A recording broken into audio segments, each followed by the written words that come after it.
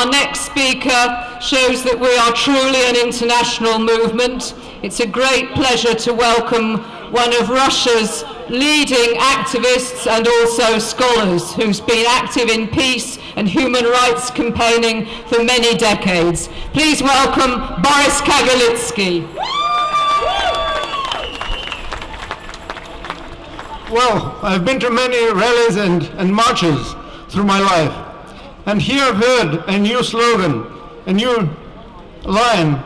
People said, from Iraq to Ukraine, NATO only causes pain. And that's already a reality for us. And by the way, the troops which Ukraine sent to Iraq some years ago are now fighting against their own people in their own territory. In the West, people probably don't understand the scale of disaster which is happening in eastern Ukraine and southern Ukraine.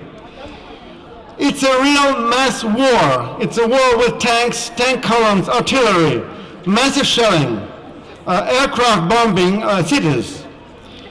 In Donetsk, which used to be a city of 1 million inhabitants, about 400,000 people are already refugees. They had to leave the city because it is constantly bombed. The numbers of killed civilians is in thousands already. Altogether, there are no less than 6,000 people killed in the conflict, and at least 1/3 of them are civilians. So this is a mass-scale war of the same scale as the battles in the Second World War used to be in this very same area. I've spoken on the phone with some friends from Lugansk. They said that under Nazi occupation, Lugansk never suffered so much as it is suffering now under the bombs of their own quote-unquote government. And Mr. Poroshenko is now coming to Newport to discuss the closer cooperation between NATO and Ukraine. What for? To develop the so-called military effort, which is about fighting his own people, his own population in the southeast of his own country. And they're asking for more money. The money will not go into education, into housing, into healthcare. On the contrary, they already announced, for example, that they will stop supporting their own industry. There will be no subsidies for jobs.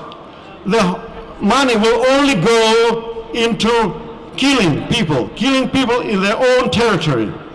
And that is something which has to be stopped, not only in the Ukrainian territory, it has to be stopped here in the West, because the Western public opinion must realize that a real disaster is going on. The real crime is being now done and accomplished.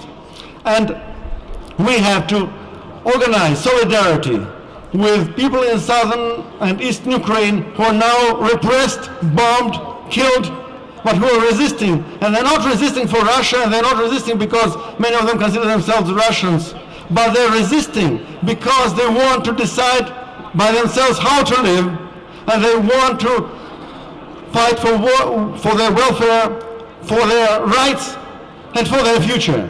So, from Iraq to Ukraine, NATO only causes pain. No to NATO, no to NATO expansion. Thank you.